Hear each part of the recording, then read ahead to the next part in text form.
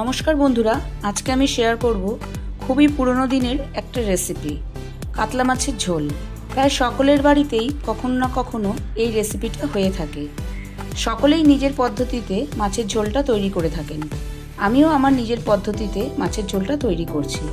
কিভাবে করছি দেখে নেওয়া যাক আজকের এই ভিডিওটিতে।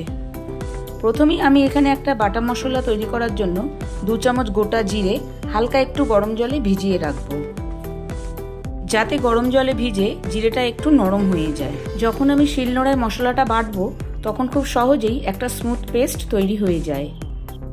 কাতলা মাছের ঝোল বানাবার জন্য আমি 4 পিস কাতলা মাছ নিয়ে নিয়েছি। আমি অল্প একটু পরিমাণ হলুদ ও নুন নিয়ে নিচ্ছি। তারপর মাখিয়ে মিনিট 5 মাছের পিসগুলোকে রেখে দেব।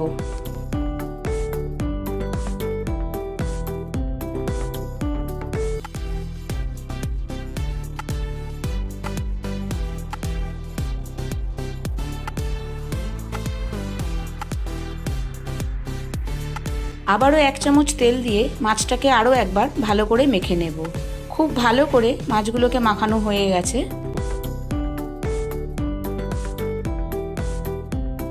মাছগুলো ম্যারিনেট হয়ে গেছে। এবার আমরা একটা মশলার পেস্ট বানিয়ে নেব।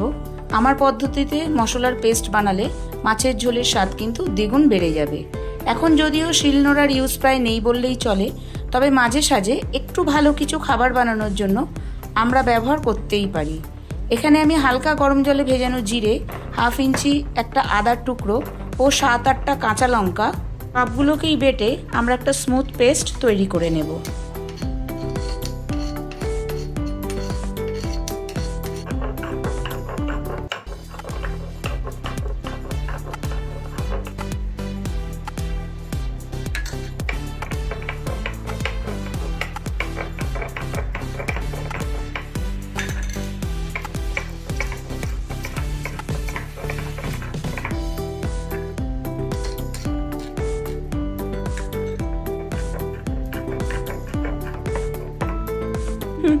আমার শিলনোড়াটা কিন্তু একটু খুব বিরক্ত করছে, তাই কাগজটাকে নিচের দিকে ভালো করে না দিলেই নয়। এই শিলনোড়ার একটা কথা বলে রাখি, এই শিলনোড়াটা আমার ঠাকুমার, আমার মা আমাকে দিয়েছেন। এই শিলনোড়াটা আমার সাথে নানান জায়গায় ঘুরে বেরিয়েছে, দিল্লি, মুম্বাই, কাশ্মীর, পাঞ্জাব। এই শিলনোড়াটি আমার খুবই প্রিয়। গল্প করতে করতে কিন্তু আমার পেস্টটা বানানো হয়ে গেছে। এবার আমি এক এক করে সবজিগুলো কেটে নেব। প্রথমেই আমি আলুর খোসাগুলো ছাড়িয়ে লম্বা লম্বা করে টুকরো করে নেব। আমি কাঁচা কলাটাকেও খোসা ছাড়িয়ে লম্বা লম্বা টুকরো করে কেটে নেব।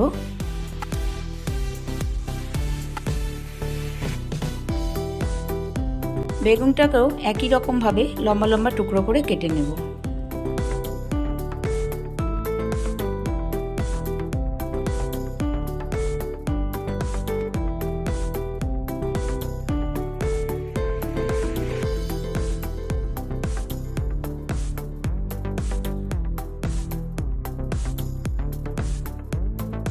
আর একটা ছোট টমেটো ছোট ছোট টুকরো করে কেটে নেব।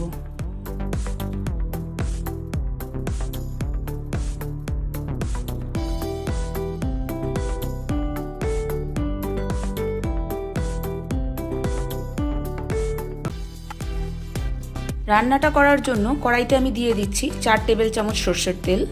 রান্নাটা আমি সর্ষের তেলেই করব, আপনারা চাইলে যে কোনো তেল ব্যবহার করতেই পারেন। তেলটা গরম হলে আমি একে একে মাছগুলো ভেজে নেব। মাছগুলো কিন্তু আমি বেশি কড়া করে ভাজবো না। মাছ বেশি কড়া করে ভাজলে আমার মনে হয় মাছের স্বাদ নষ্ট হয়ে যায়।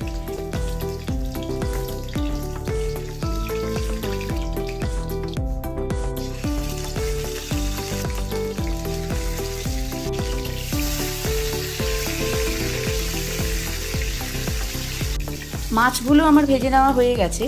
এবার মাছগুলোকে তুলে আমি একটা প্লেটে রেখে নিচ্ছি। ওই একই তেলের মধ্যে ফোড়নে দিয়ে দিচ্ছি 2টো তেজপাতা, 1/2 চামচ সাদা জিরে। মশলা থেকে সুন্দর গন্ধ বেরোলে এর মধ্যে আমি দিয়ে দিচ্ছি টুকরো করে কেটে নেওয়া আলু। আর আলুগুলো ভেজে নেওয়া হয়ে গেলে এর মধ্যে আমি কাঁচকলা ও বেগুনগুলোও দিয়ে দেব।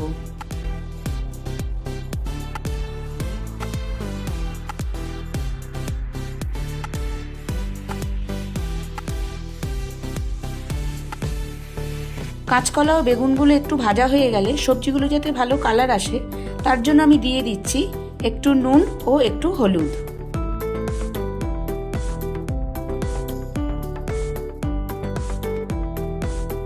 সবজিগুলো অর্ধেক ভাজা হয়ে গেলে তার মধ্যে দিয়ে দেব আগে থেকে করে রাখা পেস্ট, হাফ চামচ হলুদ, আবারও সবজিগুলো ভালো করে মশলার সাথে মিশিয়ে একটু ভেজে নেব। আমি মশলাটা ভালো করে ভাজার জন্য মাঝে মাঝে একটু গরম জল মিশিয়ে মশলাটা খুব ভালো করে কষিয়ে নেব।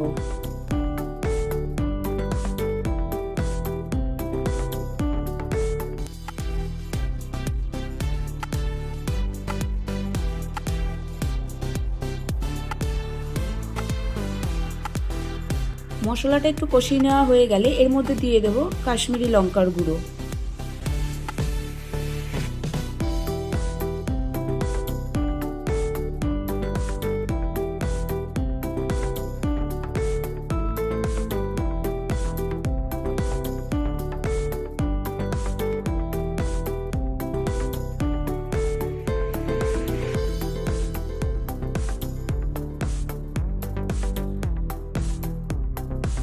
মশলাটা যখন তেল ছেড়ে দেবে সেই সময় আমরা কড়াইতে দিয়ে দেব আগে থেকে টুকরো করে কেটে রাখা টমেটোগুলোকে।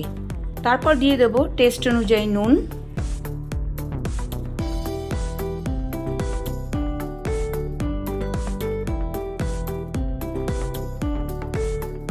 তারপর আবারও সবকিছু ভালোভাবে মিশিয়ে কড়াইতে দিয়ে দেব পরিমাণ মতো জল।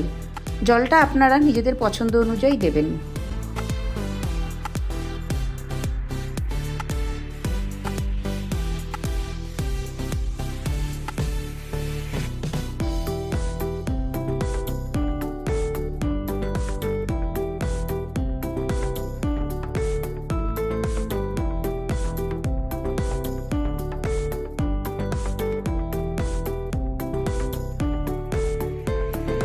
জলটা ফুটে উঠলে তাতে আমি এক এক করে মাছগুলোকে ছেড়ে দেব। এবার কড়াইটাকে ঢেকে গ্যাসের ফ্লেমটাকে আমি মিডিয়ামে করে দেব। আমাদের কাতলা মাছের ঝোল কিন্তু অলমোস্ট রেডি। আমি কিন্তু এখানে 3টে কাঁচা লঙ্কা ছিঁড়ে দিয়ে দিয়েছিলাম, সেটার ভিডিও তো দেখানো হয়নি। এইভাবে কাতলা মাছের ঝোল করলে কিন্তু সেদিন সবাই আপনার প্রশংসা করতে কিন্তু বাধ্য।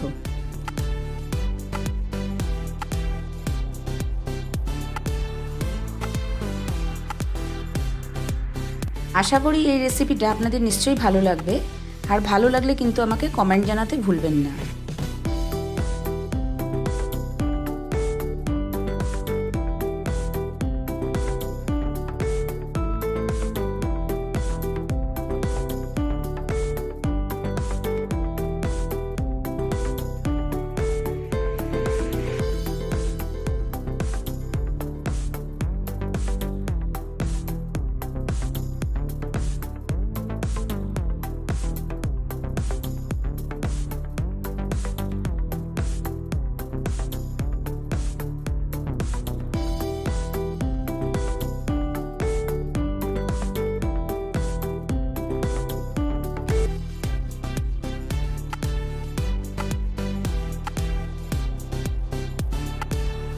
দেখা হচ্ছে আবার নতুন এপিসোড, নতুন ভিডিও নিয়ে। ভালো থাকবেন, সুস্থ থাকবেন। নমস্কার।